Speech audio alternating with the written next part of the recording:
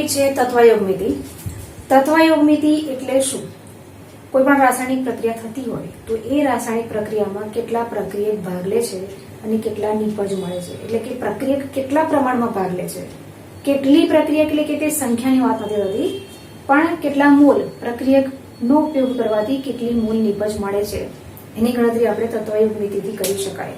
પણ એના માટે સૌથી પહેલા તો જે પણ રાસાયણિક પ્રક્રિયા થતી હોય એ રાસાયણિક પ્રક્રિયાનું આપણે જ્યારે સમીકરણ લખતા હોઈએ ત્યારે એને સંતુલિત કરવું ખૂબ જ જરૂરી છે. તમને જે ઉદાહરણ આપ્યું છે મિથેન વાયુના દહન માટેની પ્રક્રિયા, આપણે એની વાત કરીએ.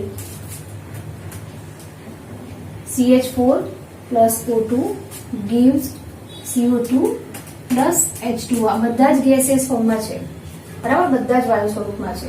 અહીંયા આપણે સમીકરણને સંતુલિત કરીશું તો જ તત્વયોગમિતિ મળે સાચી રીતે. તો અહીંયા આપણે 2O2 અને 2O2, તો બધી જ બાજુ ઓક્સિજન અને હાઇડ્રોજન બેલેન્સ થાય છે. ઓકે, હવે તત્વયોગમિતિનો પહેલો પ્રકાર કે કઈ રીતે આપણે એને રજૂ કરીએ છીએ, કેટલા પ્રકારમાં. તો પહેલું આપણે મોલ.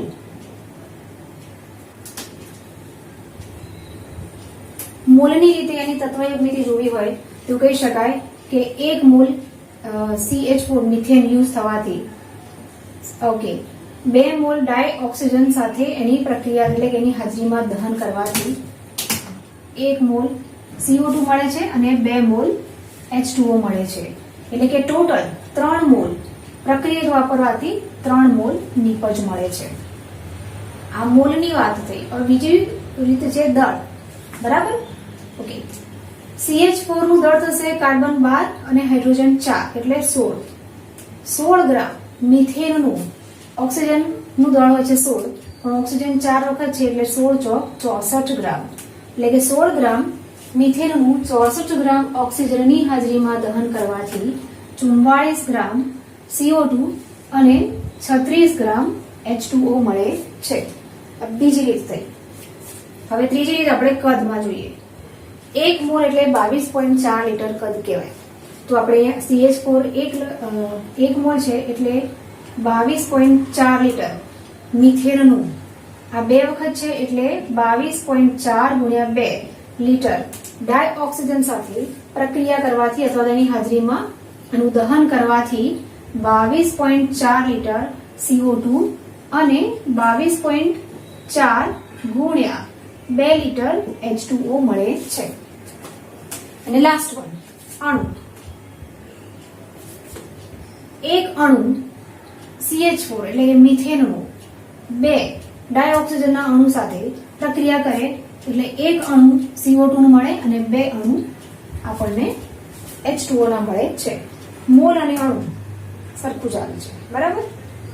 ઓકે, હવે આપણે આનો ઉપયોગ કઈ રીતે કરીશું એ જોઈએ. આ જ પ્રક્રિયા છે 16 ગ્રામ CH4 એટલે કે મિથેન ના દહનથી 44 ગ્રામ CO2 મળે છે. તો હવે પ્રશ્ન એ રીતે પૂછી શકાય કે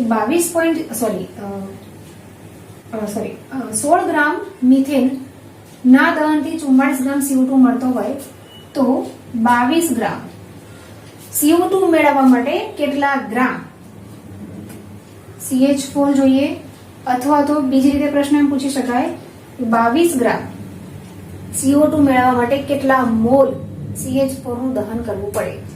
જો આપણે ગ્રામની વાત કરતા હોઈએ તો આપણે સીધું જ ગણતરી કરીને લખી શકાય કે 44 ગ્રામ CO2 માટે મિથેન કેટલા જોઈએ, 16 ગ્રામ માટે 22 ગ્રામ CO2 માટે 22 ગુણ્યા 16 ભાગ્યા 44 એટલે 8 ગ્રામ મિથેન વાયુનું દહન કરવું પડે. મોલમાં જવાબ મેળવવો હોય તો કે 16 ગ્રામ મેં 44 ગ્રામ CO2 મળે છે તો 22 ગ્રામ CO2 મેળવવા માટે કેટલા મોલ મિથેન વાયુનું દહન કરવું પડે. તો સિમ્પલ છે. જો 1 મોલે આપણને 44 ગ્રામ મળતું હોય તો 22 ગ્રામે કેટલા મળે, તો મોલની વાત કરીએ આપણે. 44 ગ્રામે 1 મોલ, 22 ગ્રામે કેટલા, તો 44 ભાગ્યા 22 ભાગ્યા 44 એટલે કે 0.5 મોલ મિથેન વાયુનું દહન કરવું પડે તો આપણને 22 ગ્રામ CO2 મળે છે. આ થઈ તત્વયુગ નીતિ. આ માત્ર CO2 ની વાત કરી, આપણે પાણીનું ઉદાહરણ લઈને પણ કરી શકીએ અને ડાયોક્સિજનનું ઉદાહરણથી પણ સમજાવી શકાય. બરાબર? ઓકે. હવે આના પછી છે લિમિટિંગ રિએજન્ટ, સીમિત પ્રક્રિયક. સીમિત પ્રક્રિયક એટલે શું? કોઈ પણ રાસાયણિક પ્રક્રિયા જેમાં એક કરતા વધારે પ્રક્રિયકો ભાગ લેતા હોય, માત્ર એક જ પ્રક્રિયકથી પ્રક્રિયા થતી હોય એની માટે નહીં, એક કરતા વધારે પ્રક્રિયક જે રાસાયણિક પ્રક્રિયામાં ભાગ લેતા હોય એ રાસાયણિક પ્રક્રિયામાં કોઈ એક પ્રક્રિયક એવો હોય કે જે બધો વપરાઈ જાય, એ પછી બાકીના પ્રક્રિયકો ભલે વધ્યા હોય છતાં પણ પ્રક્રિયા અટકી જાય. પ્રક્રિયા કેમ અટકી ગઈ? કારણ કે જેટલા પણ પ્રક્રિયક લીધા હતા એમાંથી કોઈ એક પ્રક્રિયક બધો જ ખલાસ થઈ ગયો, પૂરેપૂરો વપરાઈ ગયો, એટલે હવે પ્રક્રિયા આગળ થતી નથી. તો આ એવું એક પ્રક્રિયક જે પૂરેપૂરો વપરાઈ ગયો છે, ખલાસ થઈ ગયો, જેના કારણે પ્રક્રિયા અટકી જાય છે, એ પ્રક્રિયકને લિમિટિંગ રિએજન્ટ એટલે કે સીમિત પ્રક્રિયક કહેવામાં આવે છે. બરાબર? આપણે ઉદાહરણ સાથે વાત કરીએ. ડાયનાઇટ્રોજન પ્લસ ડાયહાઇડ્રોજન gives એમોનિયા. બરાબર? 1 મોલ ડાયનાઇટ્રોજનની 3 મોલ ડાયહાઇડ્રોજન સાથે પ્રક્રિયા કરવાથી 2 મોલ એમોનિયા વાયુ મળે છે. આપણે એમને ગ્રામમાં લખવા હોય તો 28 ગ્રામ ડાયનાઇટ્રોજન ની 6 ગ્રામ ડાયહાઇડ્રોજન સાથે પ્રક્રિયા કરવાથી આપણને મળે છે 34 ગ્રામ એમોનિયા વાયુ. નાઇટ્રોજન 14 થાય, હાઇડ્રોજન 3 એટલે 17 દૂ 34 થઈ ગયા. બરાબર? મોલમાં ગણવું હોય તો પણ ગણી શકાય. 1 મોલ ડાયનાઇટ્રોજન 3 મોલ ડાયહાઇડ્રોજન થી આપણને 2 મોલ એમોનિયા મળે છે. તો હવે આગળ એવું આપેલું છે કે 50 કિલોગ્રામ ડાયનાઇટ્રોજનની 10 કિલોગ્રામ ડાયહાઇડ્રોજન સાથે પ્રક્રિયા કરવાથી કેટલો એમોનિયા વાયુ મળશે? બરાબર? ચલો પહેલા આપણે આના સંદર્ભમાં જોઈએ, પછી આપણે આની વાત કરીએ. 28 ગ્રામ ડાયનાઇટ્રોજન વાપરવાથી 34 ગ્રામ એમોનિયા મળે છે, એટલે કે 1 મોલ થી આપણને 2 મોલ એમોનિયા મળે છે. તો 50 કિલોગ્રામ વાપરવાથી કેટલો મળશે? તો આપણે સૌથી પહેલા તો 50 કિલોગ્રામ ને મોલમાં કન્વર્ટ કરીએ, એટલે N of N2 is equal to, સાદી સિમ્પલ ગણતરી છે, 28 ગ્રામે 1 મોલ તો 50 કિલોગ્રામે કેટલા? તો 50 કિલોગ્રામ ગુણ્યા 1000 ભાગ્યા 28. કેમ ગુણ્યા 1000 કર્યા? અહીંયા કિલોગ્રામમાં છે ને અહીંયા ગ્રામમાં છે, આપણે આને ગ્રામમાં કન્વર્ટ કરવાના છે, માટે 50 ગુણ્યા 1000 કર્યા ને ભાગ્યા 28 કર્યા, એટલે જવાબ આવે છે લગભગ 1.7 સમથિંગ. જોઈ લઈએ આપણે. 1.7857 into 10⁻3. બરાબર? ઓકે. પણ આપણે આ જે બંને રકમ લીધી છે, બંને રકમ બે આંકડાની છે, એટલે આપણો જવાબ આવશે 17.86. કેમ કરવાના છે પાછા અહીંયા જોઈ લેજો. 17.85 થાય, પણ 5 પછીનો આંકડો 7 છે, જે 5 કરતા મોટો છે, એટલે આપણે 17.86 કર્યા ગુણ્યા 10⁻2. આ બધા નિયમ તમે પહેલા ભણી ગયા છો આ જ પ્રકરણમાં. બરાબર? આટલા મોલ ડાયનાઇટ્રોજન થયું. હવે એ રીતે આપણે હાઇડ્રોજનનું જોઈએ. હાઇડ્રોજન કેટલા કિલોગ્રામ છે? 10 કિલોગ્રામ. તો અહીંયા આપણે ડાયહાઇડ્રોજન એટલે 2 ગ્રામ લેવાનું, આ તો 3 મોલ છે એટલા માટે. તો જો ડાયહાઇડ્રોજન છે ને, એકલો હાઇડ્રોજન નથી, એકલો હાઇડ્રોજન હોય તો એનું પરમાણ્વીય દળ થાય છે 1, પણ H2 છે. બરાબર? એટલે 1 ગુણ્યા 2 એટલે કે 2 થાય. હવે તમને એક્ઝેક્ટલી જે આપ્યું છે દળ, એક હાઇડ્રોજનનું દળ થાય 1.008, તો 2 હાઇડ્રોજનનું કેટલું થાય? 2.016, અને 2 વડે ગુણો તો જવાબ મળે છે 2.016. એટલે આપણે કહી શકીએ કે 2.016 ગ્રામ H2 ના 1 મોલ થાય. આપણે અહીંયા શું લેવાનું છે? H2 છે, ડાયહાઇડ્રોજન છે, એકલું હાઇડ્રોજન નથી, માટે આપણે આ લેવાનું છે. તો 2.016 હોય તો 1 મોલ થાય, તો એ રીતે 10 કિલોગ્રામ હોય તો કેટલા હોય? બરાબર? એટલે આપણે અહીંયા લખીએ, માટે 10 ગુણ્યા 1000 ભાગ્યા 2.016 ઇઝ ઇક્વલ ટુ આવે છે જવાબ 4.96 ગુણ્યા 10⁻3. આટલા મોલ થાય. શેના? H2 ના અને આ આવ્યા N2 ના. બરાબર. જો હવે આને આપણે કન્વર્ટ કેમ નથી કર્યું 49 માં, અહીંયા 17 માં કર્યું 1.7 માંથી. બરાબર. તો અહીંયા આપણે 4.96 ને 49 માં નથી કન્વર્ટ કર્યું કારણ કે અહીંયા જે રકમ છે ને આપણી પાસે એક જ આંકડામાં છે, એટલે આપણે જવાબને એ રીતે રાખવાનું છે. ક્લિયર? ઓકે. હવે આના પછીનું સ્ટેપ આપણે જોઈએ. આપણે એમ કીધું છે કે 1 મોલ N2 થી આટલા મોલ એમોનિયા મળે છે. તો હવે આપણે એમ શોધીએ કે આટલા મોલ થી કેટલા મળે. બરાબર. તો એના માટે 1 મોલ ડાયનાઇટ્રોજન ને 3 મોલ હાઇડ્રોજન સાથે પ્રક્રિયા કરવામાં આવવાથી આપણને 2 મોલ એમોનિયા મળે છે.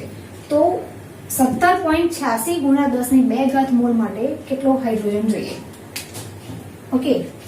જો તો 1 મોલ N2 માટે 3 મોલ H2 જોઈએ.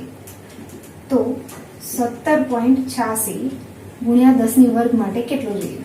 તો આપણે લખીએ 17.86 ગુણ્યા 10 નો વર્ગ ગુણ્યા 3 ભાગ્યા 1. બરાબર. તો જવાબ આવશે 17 તરીકે, એટલે સમથિંગ જવાબ આપણે એક્ઝેક્ટલી 17.86 ગુણ્યા 3 એટલે 53.58 ગુણ્યા 10 ને 2 ઘાત થાય. બરાબર. એટલે હવે આપણે આને 5.58 into 10⁻³ મોલ માં આપણે કન્વર્ટ કરીએ છીએ. કેમ 5 અહીંયા 53 માંથી 5 માં કન્વર્ટ કર્યા? કારણ કે આપણને હાઇડ્રોજન માટેના મોલ શેમાં છે?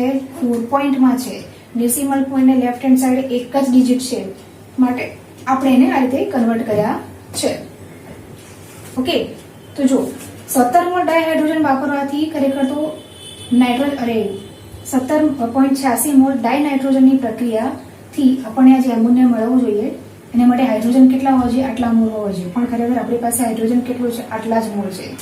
માટે અહીંયા સીમિત પ્રક્રિયક નાઇટ્રોજન અને હાઇડ્રોજન, ડાયનાઇટ્રોજન અને ડાયહાઇડ્રોજન બંનેમાંથી કોણ સીમિત પ્રક્રિયક થયું? તો ડાયહાઇડ્રોજન એ સીમિત પ્રક્રિયક થયું. બરાબર. ઓકે. જો 3 મોલ ડાયહાઇડ્રોજન વાપરવાથી 2 મોલ એમોનિયા મળે છે. તો આપણને આટલા મોલ ડાયહાઇડ્રોજન વાપરવાથી કેટલા મોલ એમોનિયા મળશે? તો એની આપણે ગણતરી કરીએ. 3 મોલે 2 મોલ એમોનિયા મળે ડાયહાઇડ્રોજન અને NH3. તો 4.96 into 10⁻³ કેટલા મોલ મળે? તો આપણે એની ગણતરી કરીએ. અહીંયા 4.96 into 10⁻³ multiply with 2 divided by 3. Okay. આની ગણતરી જોઈએ. 4.96 ગુણ્યા 2 ભાગ્યા 3 એટલે 3.366 into 10⁻³ મોલ. આ શું મળે છે? એમોનિયા મળે છે. આ મોલમાં મળ્યું. હવે આપણે કેટલા ગ્રામ એમોનિયા મળે છે શોધવું હોય તો આ રીતે કરી શકાય. આપણે આ મોલને ગ્રામમાં કન્વર્ટ કરીએ તો 1 મોલ એમોનિયા બરાબર 17 ગ્રામ થશે. આ 2 મોલ છે માટે 34 ગ્રામ. તો 1 મોલ એમોનિયા 1 મોલ બરાબર 17 ગ્રામ એમોનિયા થાય. તો આપણી પાસે કેટલા છે? 3.3066 ગુણ્યા 10 ની 3 ઘાત કેટલા થાય? આપણે પદ મૂકીએ.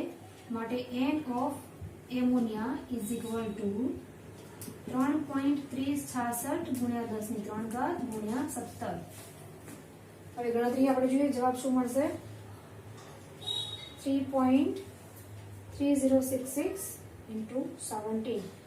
તો જવાબ આવે છે 56.21 into 10⁻³ ગ્રામ. બરાબર.